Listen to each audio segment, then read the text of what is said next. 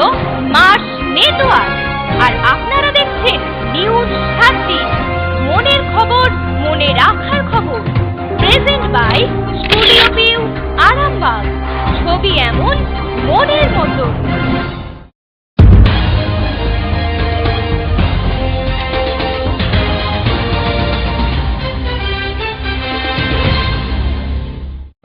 নমস্কার, শুরু করছে নিউজ 7 দিন। আপনাদের সঙ্গে আমি অর্মিতা। দেখে নেব আজকের হেডলাইন্স।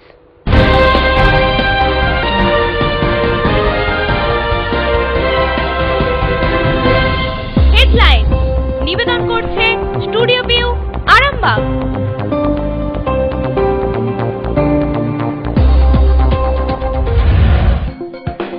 চুক্তিবিরোধী মাটি কাটায় চাষিদের পথ অবরোধ।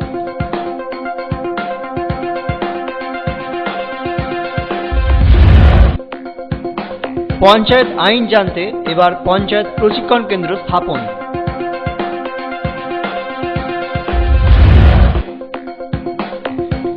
ইঞ্জিনিয়ার ও চালক খুনে 6 জনের যাবজ্জীবন।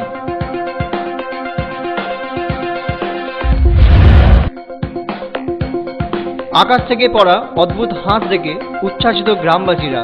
ঘটনা মগরায়। হেডলাইন নিবেদন করলো স্টুডিও ভিউ, আরামবাগ।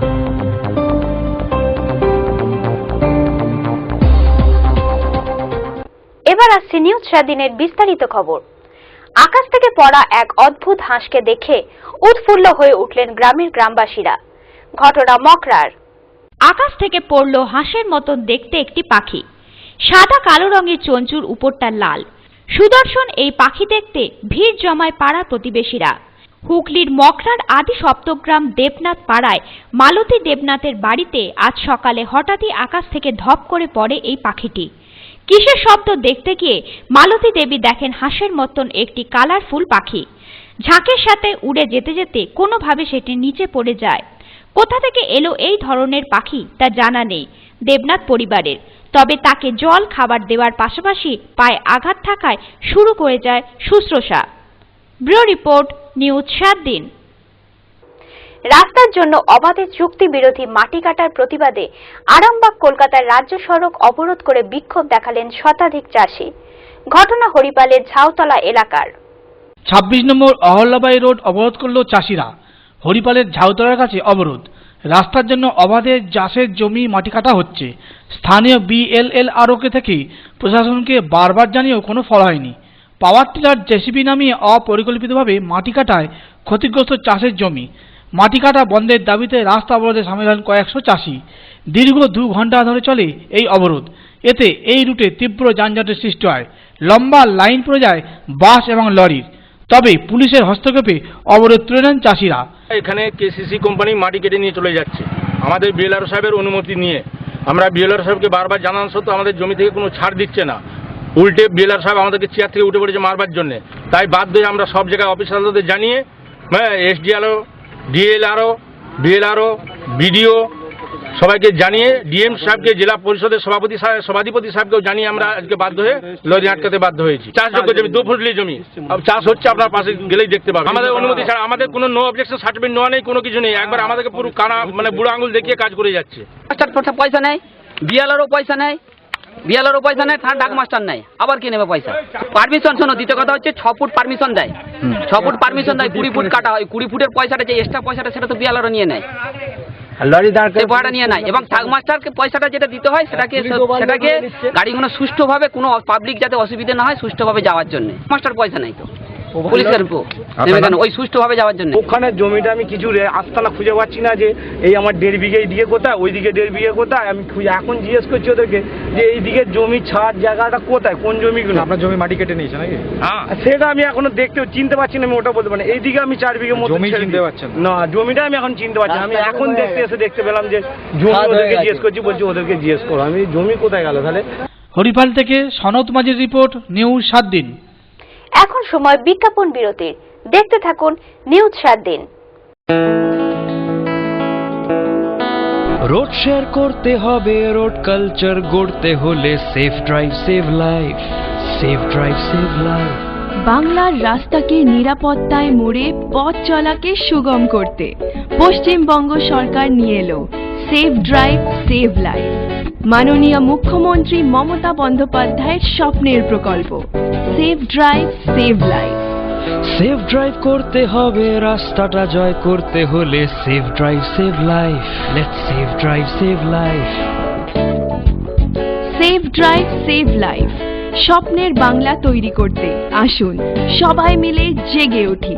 স্বপ্ন নগরী গান সত্যি হতে পারে, তবে জাগতে হবে। Safe drive save life.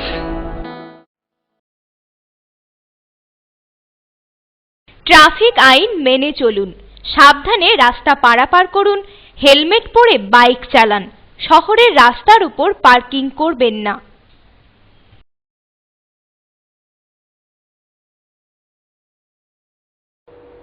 ফিরে এলাম বিজ্ঞাপন বিরতির পর। চোখ রাখবো পরের খবরে। দক্ষিণেশ্বর শ্রী রামকৃষ্ণ সারদা সংঘ কামারপুকুর শাখা আদ্যাপীঠের পক্ষ থেকে বস্ত্র বিতরণ করা হলো দুস্থদের। বস্ত্র বিতরণ করেন কামারপুকুর মঠের অধ্যক্ষ স্বামী লোকোত্তরানন্দ মহারাজজি। শ্রীরামকৃষ্ণ সারদা সংঘ কামারপুকুর শাখা আদ্যাপীঠের পক্ষ থেকে বস্ত্র বিতরণ করা হলো দুস্থদের। বস্ত্র বিতরণ করেন কামারপুকুর মঠের অধ্যক্ষ স্বামী লোকোত্তরানন্দ মহারাজজি। এছাড়াও কামারপুকুর আদ্যাপীঠের সন্ন্যাসীরা উপস্থিত ছিলেন।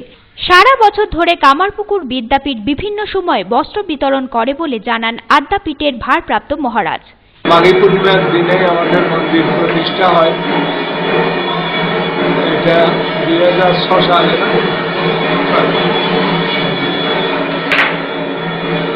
আজকে 3-4 হাজার লোক প্রসাদ পাবেন। বস্ত্র কম্বল বিতরণ, এর আগেও আমরা 8,000 কম্বল আর বস্ত্র বিতরণ করেছি কলকাতাতে। তিনি 7খানা ওষুধ তৈরি করেছিলেন ব্যক্তিগত অভিজ্ঞতা দিয়ে। পয়লা বৈশাখ ডিসপেন্সারি করে বসবেন 1322 সনের। সেই অবস্থাতে রামকৃষ্ণদেব বললেন not this life but something higher. You go to Eden Garden, you will find goddess Adama between coconut and pakur tree. Kamarpukur থেকে সঞ্জীব ঘোষের রিপোর্ট, নিউজ 7 দিন। পঞ্চায়েত আইন জানাতে এবার পঞ্চায়েত প্রশিক্ষণ কেন্দ্র স্থাপন করা হলো ধনেখালিতে। বৃহস্পতিবার সন্ধ্যায় তার উদ্বোধন করেন রাজ্যের পঞ্চায়েত মন্ত্রী সুব্রত মুখোপাধ্যায়। পঞ্চায়েত আইনকে সুদক্ষভাবে জানতে ও অপরকে জানাতে স্থাপন করা হলো পঞ্চায়েত প্রশিক্ষণ কেন্দ্র। বৃহস্পতিবার সন্ধ্যায় এক বর্ণাঢ্য অনুষ্ঠানের মধ্য দিয়ে হুগলির একমাত্র ধনেখালিতে এই পঞ্চায়েত প্রশিক্ষণ কেন্দ্রের উদ্বোধন করে গেলেন রাজ্যের পঞ্চায়েত মন্ত্রী সুব্রত মুখোপাধ্যায়। এছাড়াও থাকেন কারিগরি শিক্ষামন্ত্রী অসীমা পাত্র, কৃষি বিপণন মন্ত্রী তপন দাশগুপ্ত সহ একাধিক ব্যক্তিবর্গ। এর আগে 2টি জেলায় এই প্রশিক্ষণ কেন্দ্র স্থাপন করা হয়। এরপরেই হুগলির ধনেখালিতে স্থাপন করা হলো। সুব্রত মুখোপাধ্যায় বলেন, যারা যারা পঞ্চায়েত বিভাগের সঙ্গে যুক্ত তাদের অবশ্যই পঞ্চায়েত আইনটা ভালোভাবে জানতে হবে। এছাড়াও জনসাধারণকেও এই আইন জানানো প্রয়োজন, তাদেরকে প্রশিক্ষণ দেওয়া হবে। তার জন্যই ধনেখালিতে স্থাপন করা হলো পঞ্চায়েত প্রশিক্ষণ কেন্দ্র। আমরা তো প্রতিটি জেলাতেই একটা করে প্রশিক্ষণ কেন্দ্র করি, কারণ এটা শুধু একটা স্তরের নির্বাচিত প্রতিনিধিদের জন্য নয়, এমনকি আইএস, আইপিএস, পিডিও যারা হবে, বিসিএস অফিসার, তারাও ট্রেনিং খুব উচ্চ মানের ট্রেনিং সেন্টারগুলো আমাদের কাজ করছে। তার হেডকোয়ার্টারটা হচ্ছে কল্যাণীতে, তারপরে কলকাতায় হয়েছে, আর সমস্ত জেলা আমরা কমপ্লিট করে ফেলেছি। 2টি জেলা নতুন হচ্ছে বলে এখনো বাকি আছে, একটা দার্জিলিং এবং ধনেখালি থেকে সনত মাঝি রিপোর্ট, নিউজ 7 দিন। ইঞ্জিনিয়ার ও তার চালককে খুনের দায়ে 6 জনকে যাবজ্জীবন কারাদণ্ডের নির্দেশ দিল চন্দননগর মহকুমা আদালত। শুক্রবার এমনই রায় দিলেন বিচারক বিমল কান্তি বেড়া। ঘটনা গত 2007 সালের 5 ফেব্রুয়ারি হরিপালের। 2 নম্বর জাতীয় সড়কে স্করপিও গাড়ি হাইজ্যাক করে খুন। 2007 সালের 5 ফেব্রুয়ারি চাঞ্চল্যকর সেই খুনের মামলায় সাজা ঘোষণা হলো। দুর্গাপুরের বাসিন্দা হিমাদ্রি কেমিক্যালের ইঞ্জিনিয়ার জ্যোতিপ্রকাশ বিশ্বাস ও তার গাড়ির চালক কাঞ্চন দাস খুনে অভিযুক্ত 6 জনের যাবজ্জীবন সাজা ঘোষণা করল চন্দননগর আদালত। মামলায় মূল অভিযুক্ত প্রণব বরের, গোবিন্দ সাহা, সুপ্রিয় মল্লিক, ভজন সেন, তাপস কর্মকার, বাপি বিশ্বাস এদের সবার যাবজ্জীবন সাজা শোনায় আদালতের অ্যাডিশনাল ডিস্ট্রিক্ট সেশন জাজ বিমল কান্তি বেরা। 2007 সালের 5 ফেব্রুয়ারি ইঞ্জিনিয়ার জ্যোতিপ্রকাশ বিশ্বাস হরিপাল থানার দুর্গাপুর এক্সপ্রেসওয়ের পাশে একটি কেমিক্যাল ফ্যাক্টরি পরিদর্শনে আসেন। সন্ধ্যায় দুর্গাপুর ফেরার পথে বর্ধমানে মেমারি কাছে 7 দুষ্কৃতী তার গাড়ি আটকায়। গাড়ি চালাচ্ছিলেন ড্রাইভার কাঞ্চন দাস। জোর করে গাড়িতে উঠে পড়ে ওই দুষ্কৃতীরা। গাড়ি কলকাতার দিকে যেতে শুরু করে। গাড়ির গুড়া পার হবার পরই দুষ্কৃতীরা ওই ইঞ্জিনিয়ার ও গাড়ির চালককে গলায় ফাঁস দিয়ে খুন করে। পরে দাসপুর থানার মহেশ্বরপুরে দেহ দুটি গাড়ি থেকে এক্সপ্রেসওয়ের ধারে ফেলে দেয়। ঘটনার তদন্ত শুরু করে পুলিশ। পরে তদন্তভার হাতে নেয় সিআইডি। ঘটনায় 7 জনকেই গ্রেপ্তার করা হয়। এর মধ্যে প্রশান্ত অধিকারী রাজ সাক্ষী হয়। মঙ্গলবার চন্দননগর আদালতের অতিরিক্ত জেলা দায়রা বিচারক বিমল কান্তি বেরা 6 জনকে দোষী সাব্যস্ত করে। শুক্রবারে তাদের সাজা শোনানো হয়। এই কোর্ট সবাইকেই যাবজ্জীবন কারাদণ্ডে দণ্ডিত করেছেন ডাকাতি এবং হত্যার দায় এবং প্রমাণ লোপাটের চেষ্টার জন্য 10 বছরের জেল, তার সঙ্গে ষড়যন্ত্রের জন্য 7 বছরের জেল এবং ডাকাতির মালপত্র রাখার জন্য 3 বছরের জেল, সঙ্গে ফাইন আছে। ফাইন হলে অনাদায়ে আরও জেল আছে। এই যে সাজাই, সব কটা সাজাই একসঙ্গে চলবে। আর এখনকার আইন অনুযায়ী যাবজ্জীবন মানে টিল ডেথ, অর্থাৎ মৃত্যু পর্যন্ত তারা জেলে থাকবে। ল কমিশনের রেকমেন্ডেশন অনুযায়ী এখন যেটা নিয়ম আছে, 4 বছর অন্তর অন্তর জেল অথরিটি এবং বাকিরা তারা বসবেন, বসে তাদের ব্যবহার ইত্যাদি খতিয়ে দেখবেন। যদি মনে করেন তাদের আচরণে কোথাও সংশোধন হচ্ছে, তাহলে সাজা সরকার ইচ্ছা করলে তখন রিভিশন করলেও করতে পারে, তা না হলে মৃত্যু পর্যন্ত তারা জেলে থাকবে। ব্যুরো রিপোর্ট, নিউজ 7 দিন। নিউজ 7 দিনে এখন সময় বিজ্ঞাপন বিরতির। দেখতে থাকুন, সঙ্গে থাকুন। রোড শেয়ার করতে হবে, রোড কালচার গড়তে হলে safe drive save life, safe drive save life. বাংলার রাস্তাকে নিরাপত্তায় মোড়ে পথ চলাকে সুগম করতে পশ্চিমবঙ্গ সরকার নিয়ে এলো সেফ ড্রাইভ সেভ লাইফ। মাননীয় মুখ্যমন্ত্রী মমতা বন্দ্যোপাধ্যায়ের স্বপ্নের প্রকল্প safe drive save life. Safe drive করতে হবে, রাস্তাটা জয় করতে হলে safe drive save life. Let's safe drive save life. Safe drive save life, স্বপ্নের বাংলা তৈরি করতে আসুন সবাই মিলে জেগে উঠি। স্বপ্ন নগরী গান সত্যি হতে পারে, তবে জাগতে হবে।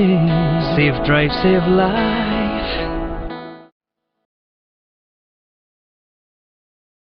ট্রাফিক আইন মেনে চলুন, সাবধানে রাস্তা পারাপার করুন, হেলমেট পরে বাইক চালান, শহরের রাস্তার উপর পার্কিং করবেন না।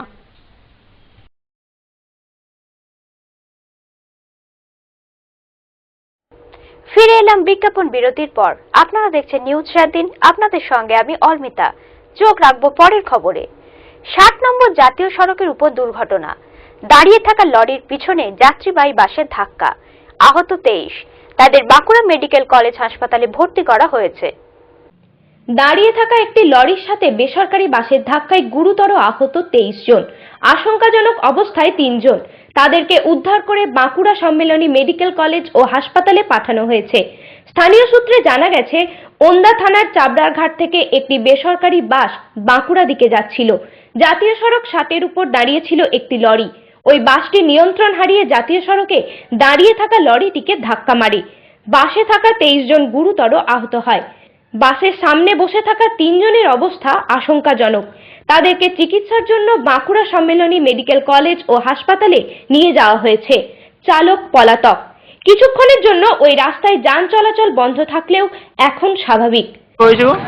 ঘটনাটা হয়েছে, ওই গাড়িটা দাঁড়িয়ে ছিল, ওই গাড়িটা দাঁড়ার পরে এসে পরে মেরে দিয়েছে। দিয়ে পরে মেরে দেওয়ার পরে যত প্যাসেঞ্জার ছিল, সে প্যাসেঞ্জারগুলো গেটের তুলে পড়ে গেছে। সেগুলো আমরা এখানে লোকাল বোর্ডে এসে তুলাতুলি করলাম, ড্রাইভারকে বের করলাম, আর ড্রাইভারের সঙ্গে একটা প্যাসেঞ্জার ছিল, তাকে বের করলাম। মোটামুটি হয়েছে 20-25 জন হবে। গুরুতর হয়েছে মোটামুটি 2-3 জন। বেশি লেগেছে একটা বয়স্ক, তার মধ্যে ড্রাইভারটা আর একটা বাচ্চা ছেলে আছে। ব্যুরো রিপোর্ট, নিউজ 7 দিন। এবার আসছি পরের খবরে। চুচুড়া বিশালক্ষী তলায় রাস্তার ধস। পিপুলপাতি থেকে চুচুড়া শহর ঢোকার প্রধান রাস্তা বন্ধ হয়ে যান চলাচল। ঘটনাস্থলে হুগলি চুচুড়া পুরসভার পূর্ত দপ্তর। চুচুড়া জেলা হাসপাতালে যাওয়ার রাস্তাও বন্ধ থাকছে। হুগলি থেকে চুচুড়া যাওয়ার রাস্তা হসপিটাল রোড বিশালক্ষী তলার কাছে হঠাৎই ধস নামে। এর ফলে ওই রাস্তায় যান চলাচল বন্ধ করে দেওয়া হয়। তড়িঘড়ি চুচুড়া পৌরসভা কাজে নামে। হুগলি থেকে চুচুড়া যাওয়ার প্রধান রাস্তা হওয়ায় সাধারণ মানুষ বিপাকে পড়েছে।